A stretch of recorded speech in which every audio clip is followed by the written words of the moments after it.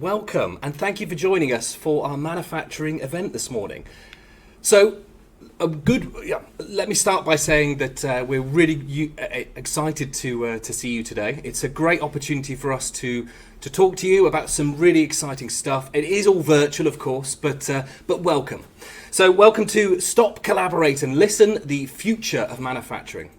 And no, don't worry, I'm not going to be rapping anytime today. That only really happens after a few beers, and it's a little bit early for that, but maybe next time.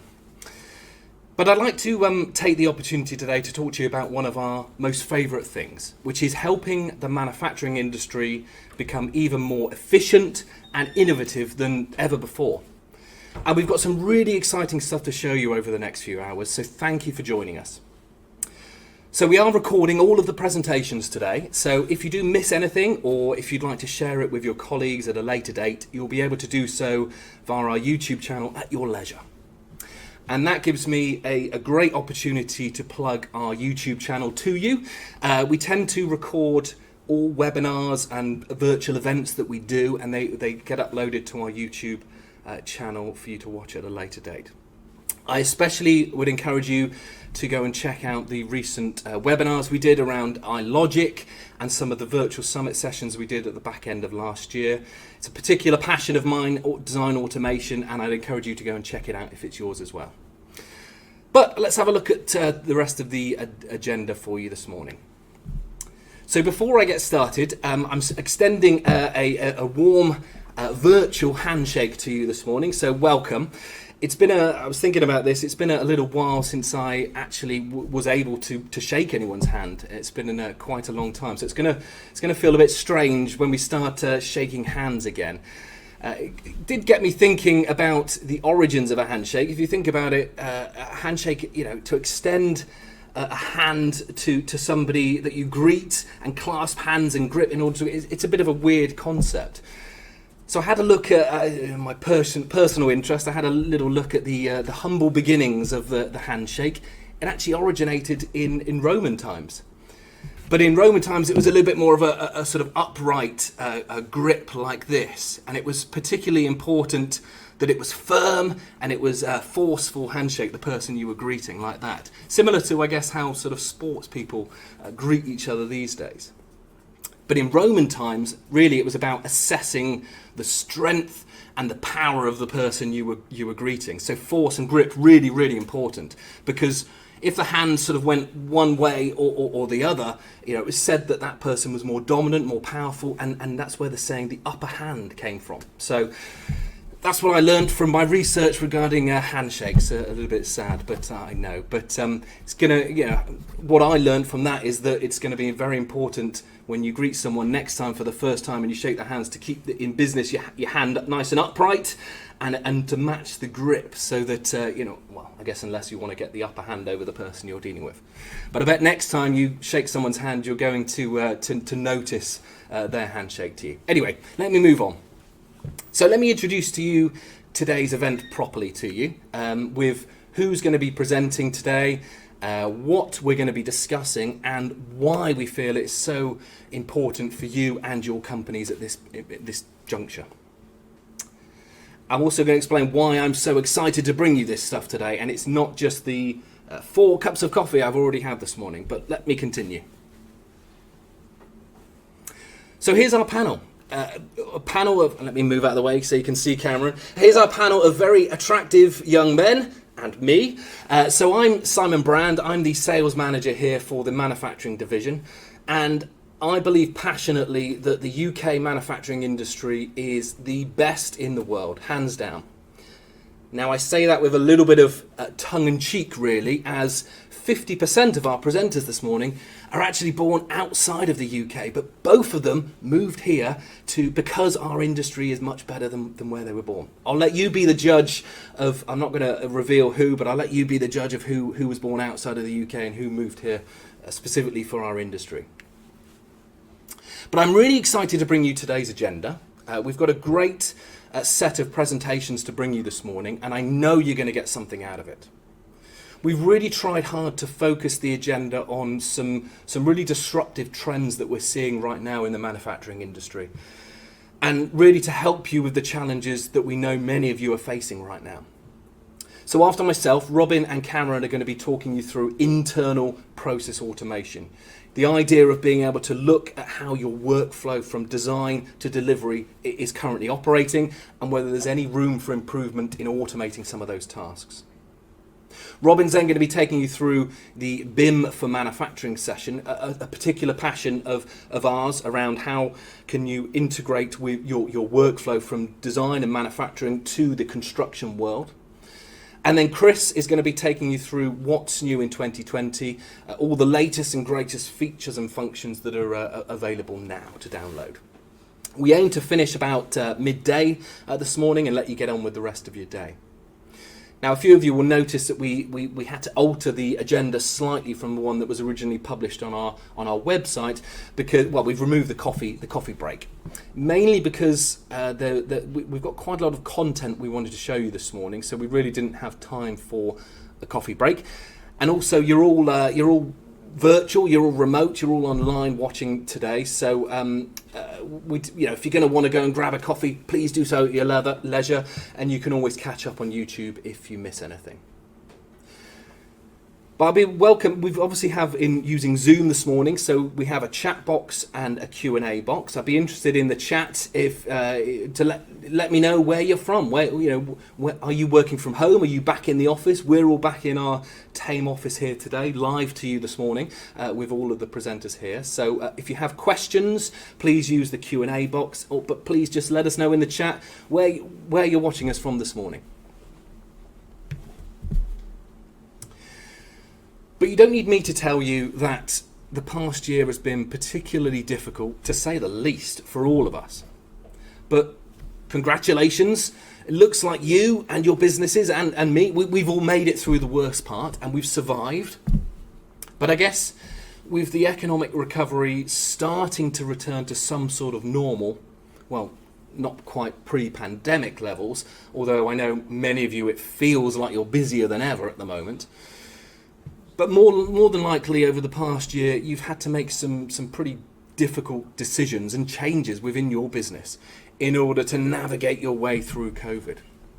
And I know it's left many of you with a different kind of challenge to navigate now going forward, which is how do you do more, potentially with less resource, less access to materials. And as things sort of start to build up again to pre-pandemic levels, maybe now is the right time to think about your own internal processes, to see if maybe the old way of doing things might be able to be improved upon slightly. And if it could be improved, would that have a positive effect on your future company profits? It brings me back to a couple of slides that I presented to you for those of you that joined us during the virtual summit back in October, which is that our goal as Man and Machine is always the same. It's always we want to help you, our customers, to design better products, to sell more of those products, and ultimately the goal for all of us is to create more profit for our businesses. But actually the reality, especially at the moment, seems to be a little bit different. It seems to be you're all under a lot of pressure to reduce costs, to do things quicker and potentially with less people. It's a real challenge, I know. Now I want to use a couple of customer examples as an underlay to introduce the rest of the agenda for this morning, because there's some particular areas that I wanted to highlight to you this morning. So the first example is one of our customers who produce components that are used in the oil and gas industry. Now, this actually happened to them, if I'm honest, a few years ago when the oil barrel price dropped so low that they had to make some really difficult decisions. Similar, I guess, to some of the decisions that you guys have had to make over the past year. But what they found is that when the oil barrel price started to return to some sort of normal level, they found themselves with a bit of a decision to make, whether to re-recruit and perhaps return to the previous profit levels, or whether maybe there was a different way to do things that might have a more positive effect on future profit margins.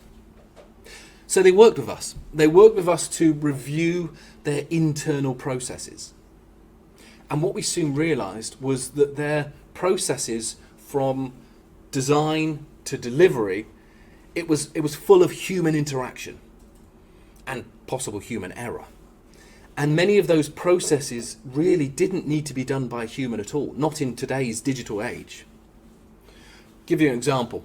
When one of their designs was approved and released to the market, it was actually a person's job to go and manually create all of multiple PDFs, flat patterns, DXFs, and printed materials that were passed then down to the manufacturing team and onto the customer. It was then another person's task to physically take the bill of materials out of Inventor and manually reproduce that into their ERP system. Now that was on every single job, and some of their projects were huge, and these processes would literally take days.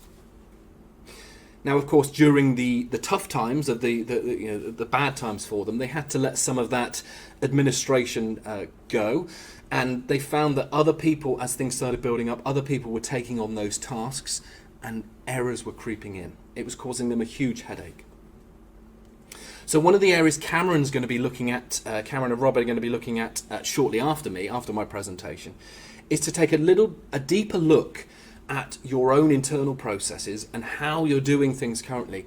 Maybe there are some tasks that could be automated, they could be instant, and potentially reduce the human error without any retraining. So I'm really excited to present that to you shortly after my presentation.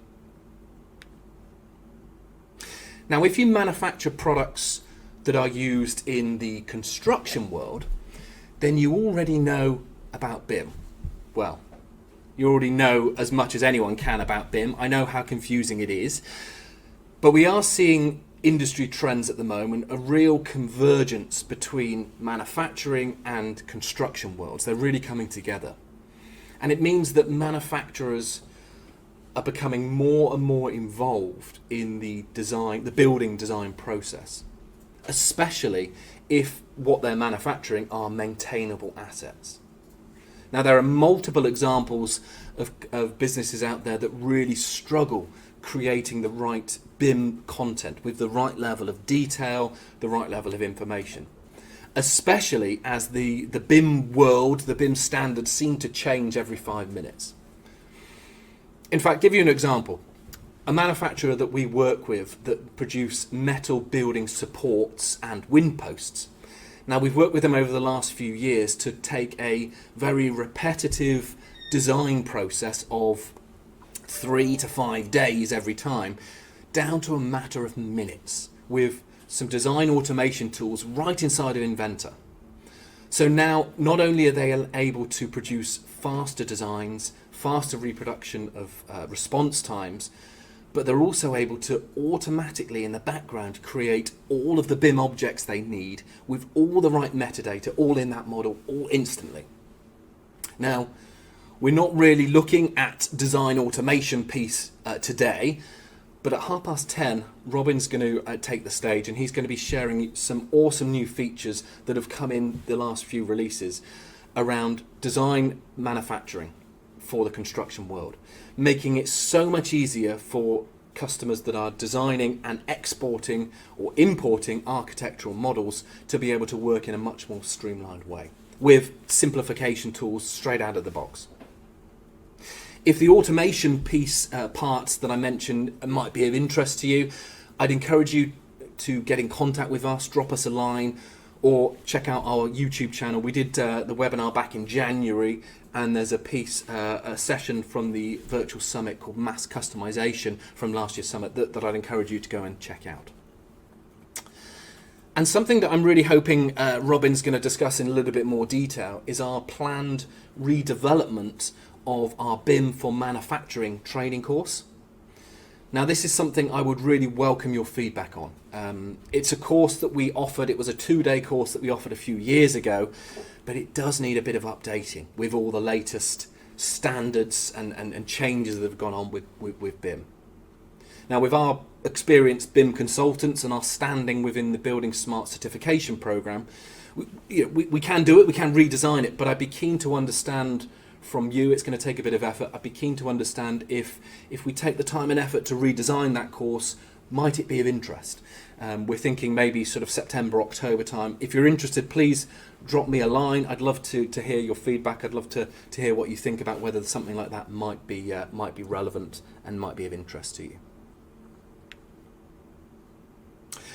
And then Chris is going to join us at 11. Now Chris is going to take a much deeper look at all of the 2022 release of Product Design and Manufacturing Collection, which is available now to download if you're a subscriber. Every year, I'm sure I say this, but every year I am astounded by how they can make an already awesome product like Inventor even better, but they have. Now you're going to see some great enhancements to the performance of the tool. There's some awesome stuff around the fillet command, fillet improvements, and there's a full dark mode that I know some of you are going to love. Personally, I'm really excited to show you a new feature, a great new tool called Model States. Now, model states allow you to create multiple variations of a model of a part with different levels of detail. For this might be for your customers to see, or for manufacturing, or maybe for the BIM stuff that we mentioned before. There's also a simplified way to automatically send models from Inventor straight to Fusion if you wanted to run, say, a generative design study like this.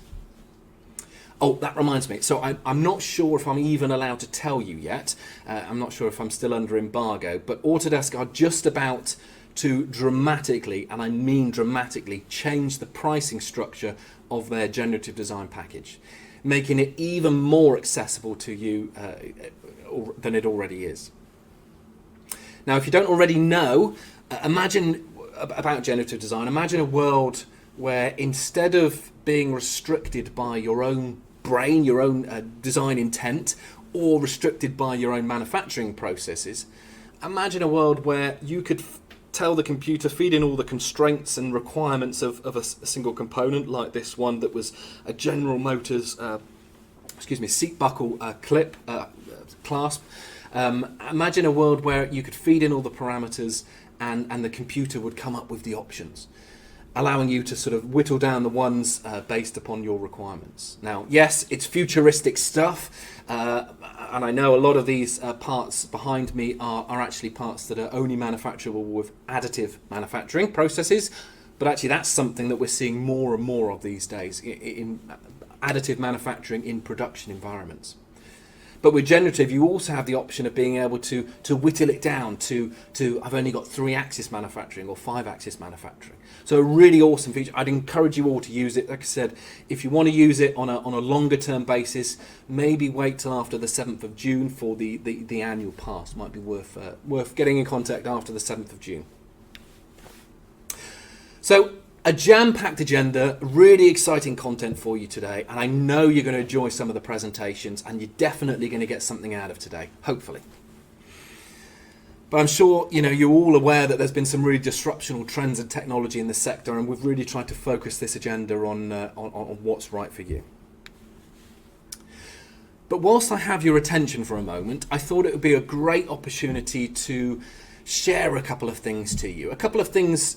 Bring them to your attention you may or may not already be aware of. Now, the first one is Brexit. And no, I know you're all aware of Brexit and you're probably sick of hearing about Brexit by now. But what most people haven't considered is that actually it has a major effect on software ownership, including Autodesk licenses. For a very simple explanation, we are now a separate territory to the EU. So essentially, EU licenses need to be purchased and registered in the EU, and UK licenses are registered in the UK.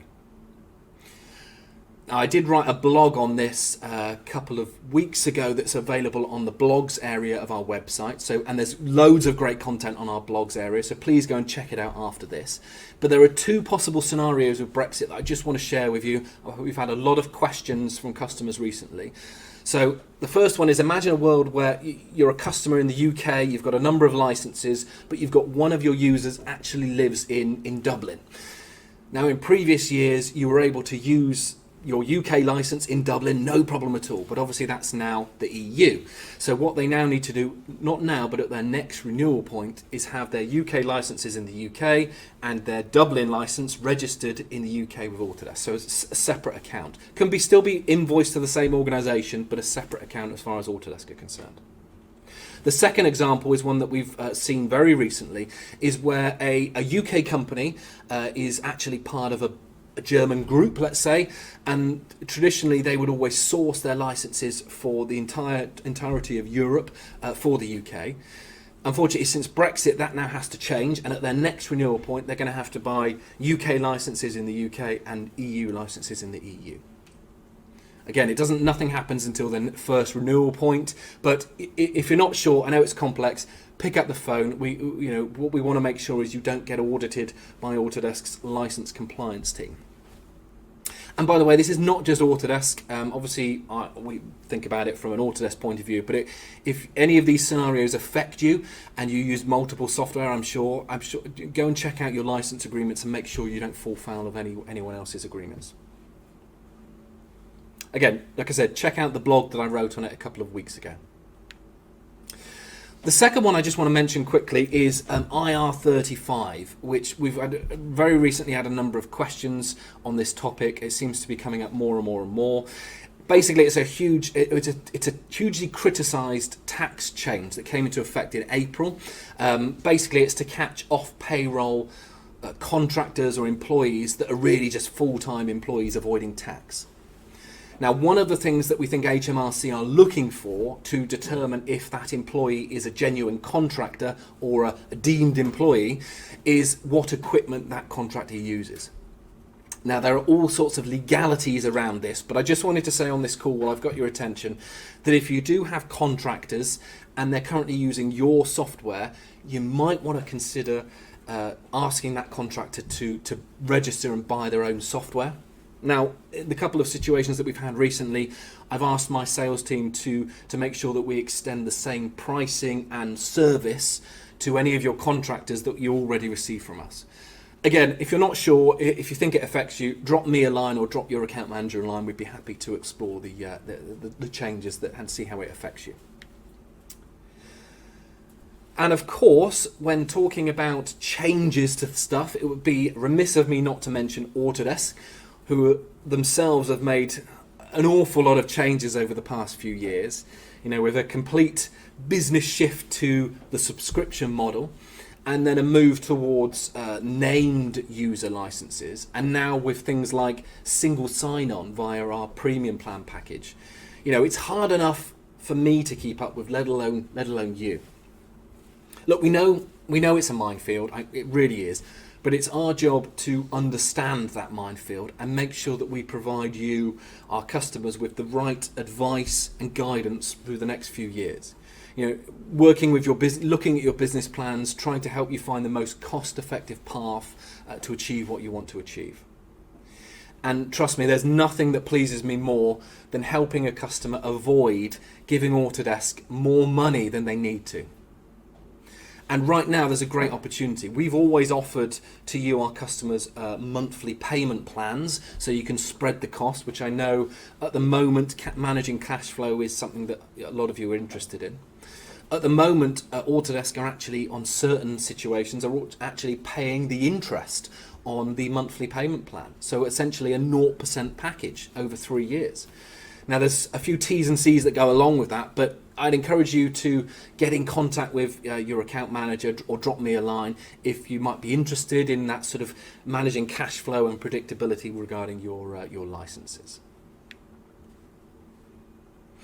And that's it. So this is the agenda. That's it from me. I'm going to just finish up by saying that there is a questions box, there is a chat box. If you have questions during any of the presentations that are coming up, please drop them in the Q&A box. We're all here, we're all in the room answering those questions digitally. If we have time at the end of any of the sessions, we will, if we can, try and answer some of those questions live.